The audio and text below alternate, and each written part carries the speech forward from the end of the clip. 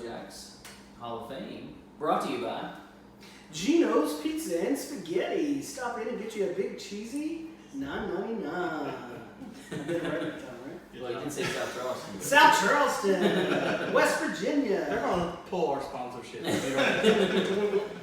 Well, after we chumped that buffet,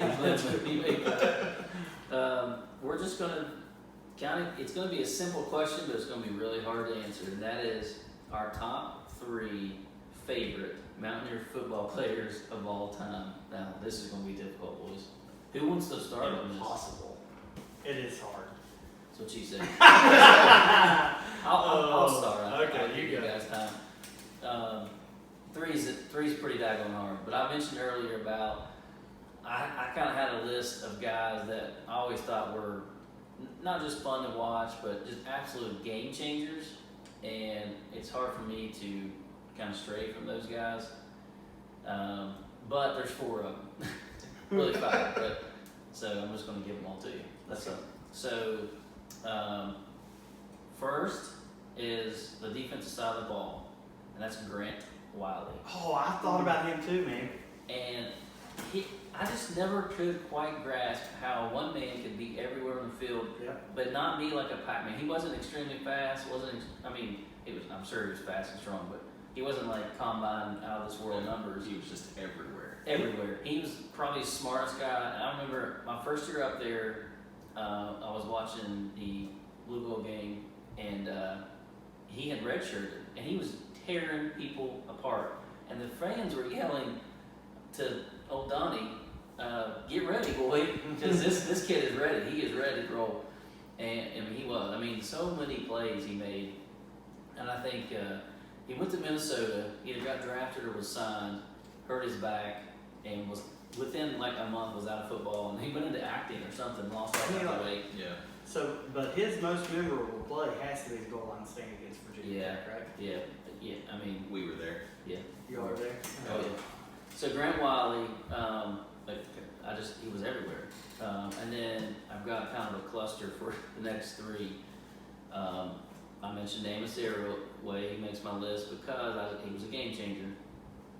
I just really knew he first carry of his career, 69-yard touchdown against Pitt. Pitt. Yep. So the next 2, he's I think the top pure athlete to ever play at WU. His NFL career, while he's still in the NFL, was completely ruined by Jeff Fisher. If he had went to New England, he would be a Hall of Famer, and that is Tavon Austin. Oh, man, that's true. There's nothing like him. We've already talked about it. I mean, there's really not much more you can say.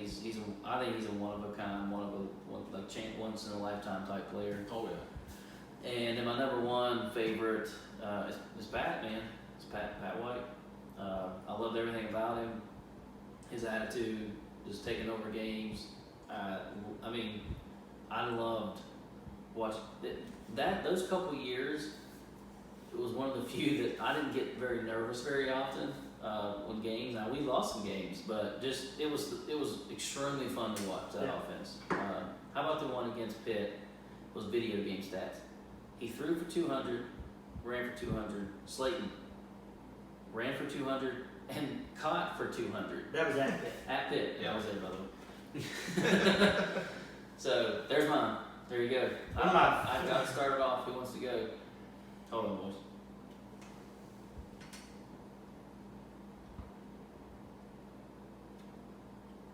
All right, I'll go ahead.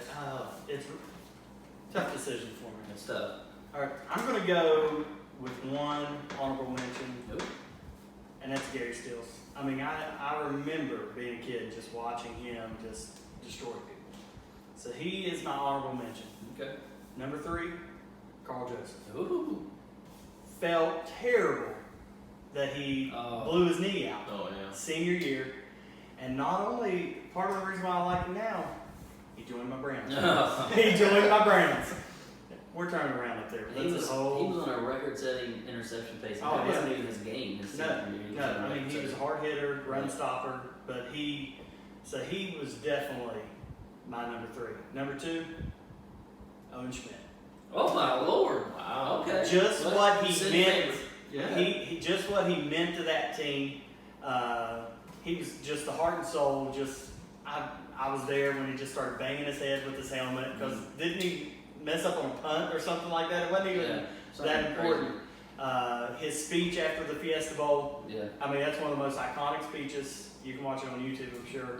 After the game, when he took the drum and just started beating on the drum. Just so many iconic moments when you think about Runaway Beer Truck. Yeah. Number 2. And he was probably, one of those guys he truly appreciated even getting a shot. Yeah. Oh, yeah. I mean, And just then his you watched story. him, and again, maybe the NFL probably could have played more. Yeah. It was kind of reckless, so he didn't. But Well, I don't know if it was one of the first games he started, but he got announced in the NFL, and he took his helmet and started doing that, and he just bloodied himself. I mean, just blood all over himself. So that's my number 2. Number 1 has to be Pat White. I mean, just that time of WWE football, I don't know if it'll ever be repeated. It was just a special time watching him. 4 bowl victories. He's the man. it's true. All right, boys, we got a starter for you. I'll go. Here we go. So, I like how Brad clears his throat. Hey, Dana. We got rid of you. You're in Houston, baby. so these are 3 probably my favorite players to watch. It's the same thing with what Brent was talking about, Schmidt and that charisma and everything else. So I will say number 3 on my list is going to be Pat McAfee as a favorite Mountaineer. Okay. I mean, people underestimate punters anyways and how much of a game changer they can be. And he was probably one of the best that we've ever had. Had a great NFL career, but I love Pat McAfee. Still listen to his podcast and watching him on Instagram all the time. Number 2, Do you have a poster of him up in your room or anything like that? Not Do you even- love him that much? not in the Okay, I'm just wondering. The basement, bathroom? basement bathroom. Okay, nothing wrong with Up on the ceiling. Anyways, that. number 2 is going to have to be Tavon. I don't think I've ever seen anybody like that. Mhm. He's just a ridiculous athlete. And then I'll have to agree with Brent. And my number 1 is Pat White. Okay, cool. Good list. Well, Here we go. no, I kind of feel bad. I was going to have one honorable mention, Okay. and Brad took my thunder because I didn't think he'd be able to say it. Pat McAfee? Pat McAfee. Oh! Okay. He was my honorable mention. All right. He was almost number 3, but honorable mention. These guys. Number 3, Bruce Irvin. Just because, again, he was just so electric. So Bruce Irvin's your number 3, yet you took Gary Stills over him. I did. But He thinks of like skill. You think Gary Stills is better, but yes, Bruce Irvin is was your my favorite. favorite to watch. Okay, I got you. Because it was just like you said, when it was 3rd down, the stadium would go crazy because everybody was. They following. literally chanted his name every Exactly. third down. It was amazing to watch. He was great. And then we're just gonna have a ton of overlap. Number 2, Tavon. Yeah. Well, 2/1. I really group them together because I love watching both of them play the same. And Pat White. I mean, can't say anything else more than what everybody else has already said. But that time period was just amazing. Yeah. And would love to be able to watch them play some more. I've got 2 that we should mention, 2 great Mountaineers. They were up there when I was up there, so I met them, and it was kind of cool. So that was a little bit different, and just kind of knowing them a little bit, and then seeing them on the field was kind of cool. And they flipped the program a little bit. And that Absolutely. is, Rasheed Marshall. Yeah. Who he's gotten to be underrated, I think, because he's Big East Player of the Year. Yeah. But there were so many other quarterbacks that followed him that broke records and things like that. That I don't think he really gets as much credit as he probably should. Changed the culture Yeah. with Rich Rod coming in Yeah. and everything. Exactly right. And then Quincy, man, Quincy was so fun to watch because every time he got, and before the Miami play, every time he got the ball, we would look. I was thinking, oh, please run a guy over. I mean, it's a blast to watch. But loaded backfield with Quincy, he wasn't the feature back until his senior year. Got tons of yards, touchdowns. And he even split sometime with KJ. Yeah, that's exactly right. So, we were loaded back then, but those 2 guys really, I mean, they moved the program new heights. Those two guys were part of another one. I mean, there's so many games when you think about it, but that Virginia Tech game, Yeah. nobody expected us to win. Yeah. Should have been 28-0, and they just the 93-yard pass to Garvin, Yeah. and then Quincy just owned it that night. So, Still get chills just thinking about the memories of that game. yeah, and that was when they made a hard stance of you're not tearing down the goalpost. Do you remember that? Yeah, yeah. I mean, people yeah. were running around the field. We were there.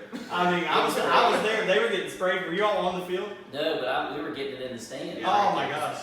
We went down to get on the field and we saw all the madness, and Yep. we didn't see But it. So. Glenn and I did the same thing, and we Yeah. didn't. We were like, no, I'm not. I mean, they had the dogs out there and everything. Oh, and that's yeah. when they made the stance. No more turning down goalposts. Yeah. Well, what's cool about Quincy is I had a class with him the spring that he blew his knee out on that awful turf, Yeah. Oh And- gosh, yes. and he came to class that Monday. He hadn't had surgery yet, and I was like, man, that's sorry, that stinks, you know. And I remember him saying, he really hasn't hit me yet, because you think of the time immediately. I mean, you think of the time off. He's a running back. I mean, awful. Was that his freshman year, or what year was that? I want to say sophomore year. His sophomore year. I could be wrong, but Yeah, because didn't he play two? He redshirted a year and then I think played so. two. Yeah. I think so. Maybe he can tell us Yeah. in a couple weeks. We can learn about the whole Kennedy run he was on, Oh, to the state man. championship, Oh, yeah. to We're going to- NCWU. Yeah. We've got some good questions for old Quincy, so hopefully he can join us. So that's a good one, boys. We are going to wrap up, and we might do Would You Rather again on another episode. Let's do it. You know what Brent's going to want us to do. Oh, we got to do some basketball.